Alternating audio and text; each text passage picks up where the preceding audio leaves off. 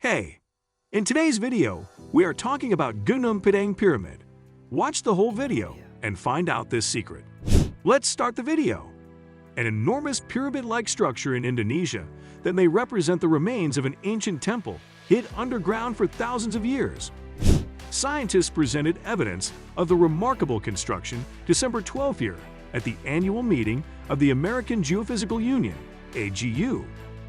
When Dutch colonists became the first Europeans to discover Gunung Padang in the early 20th century, they must have been awestruck by the sheer scale of their ancient stone surroundings. Here, scattered across a vast hilltop in the West Java province of Indonesia, lay the remnants of a massive complex of rocky structures and monuments, an archaeological wonder since described as the largest megalithic site in all of Southeastern Asia. But those early settlers couldn't have guessed the greatest wonder of all might lay hidden, buried deep in the ground below their feet. What is Gunung Padang Pyramid?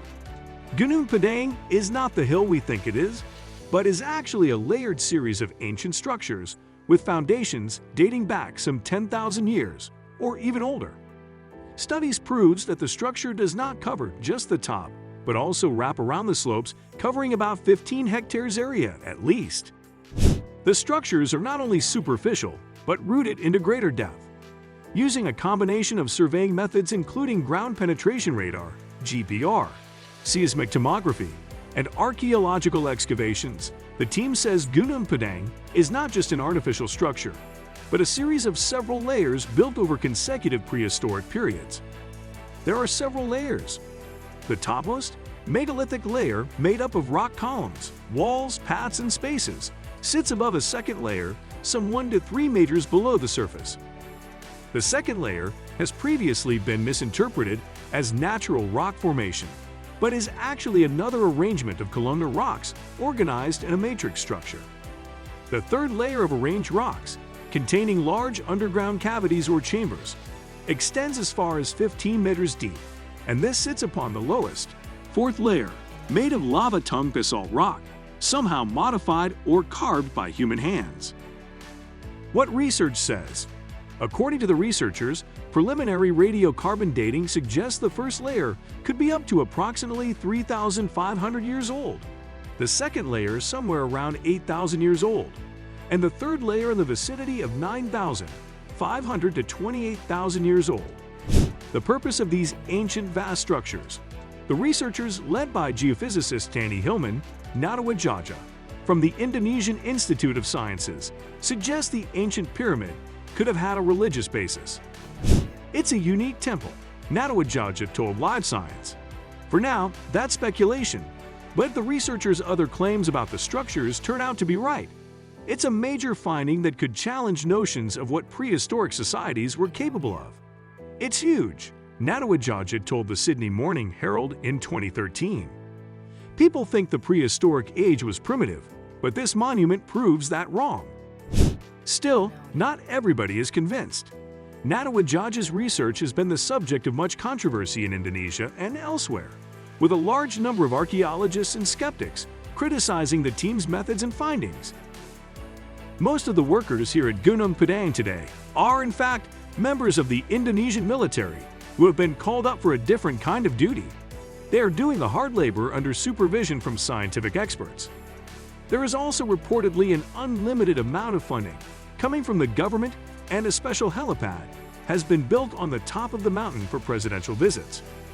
It is worth noting, though, that this support came from the previous Indonesian president, Susilo Bambang Yudhoyono, and his term expired last October. It's not clear how his successor, Joko Widodo, feels about the project. However, despite the insistence of certain experts and the hopes of the Indonesian government, there are a large number of academics who think it's simply impossible that Gunung Padang was built 20,000 years ago.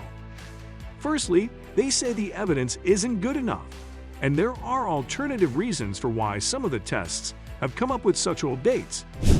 But also, they think it is just illogical to believe that a civilization could build such an enormous structure but leave no other signs of their existence. Ancient Apocalypse by Graham Hancock. This presents something of a mystery.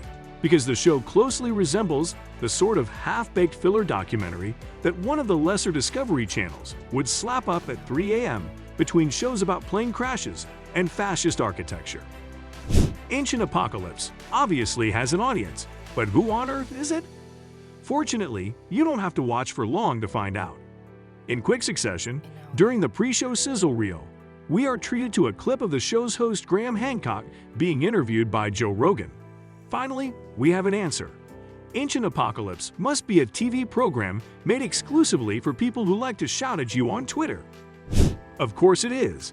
These people are Hancock's bread and butter, the free thinkers who, through some bizarre quirk of nature, are often more perennially outraged than anyone else on Earth. They're drawn to Ancient Apocalypse, thanks in part to Hancock's loud and persistent claims that his life's work is being suppressed by big archaeology. The thrust of Ancient Apocalypse is as follows. Hancock believes that an advanced Ice Age civilization responsible for teaching humanity concepts such as maths, architecture, and agriculture was wiped out in a giant flood brought about by multiple comet strikes about 12,000 years ago. There are signs everywhere you look, he says. To prove this, he spends an entire television series looking everywhere. Hancock travels to Malta, Mexico, to Indonesia, and to the US purely so he can look at remnants of old structures and insist that they prove his theory. Which isn't to say that is all he does, of course, because a great deal of every episode is spent railing at the buttoned-up archaeological institutions that fail to listen to him, because, according to them, the whole theory doesn't stand up to any scrutiny whatsoever. The result, sadly, given it's about an intelligent life form being exploded off the planet in a hail of comet fire, is preposterously boring. Hancock goes to a place and says, "They want you to think it's this, but actually it's that," over and over again. I once got trapped at a party with a flat earther. It was a very similar experience to watching this. Which isn't to say we should dismiss Hancock's theory out of hand, of course, because if he's right, and the history of humanity really is just the first 5 minutes of Prometheus, it would change everything we know about ourselves. But we certainly shouldn't treat his hodgepodge of mysteries and coincidences as fact. That's the danger of a show like this. It whispers to the conspiracy theorist in all of us, and Hancock is such a compelling host that he's bound to create a few more in his wake. Believing that ultra-intelligent creatures helped to build the pyramids is one thing, but where does it end? Believing that election fraud is real? Believing 9/11 was an inside job? Worse? If you were feeling particularly mean-spirited, you could suggest that Netflix knows this and has gone out of its way to court the conspiracy theorists. But hey, not all conspiracy theories are bad.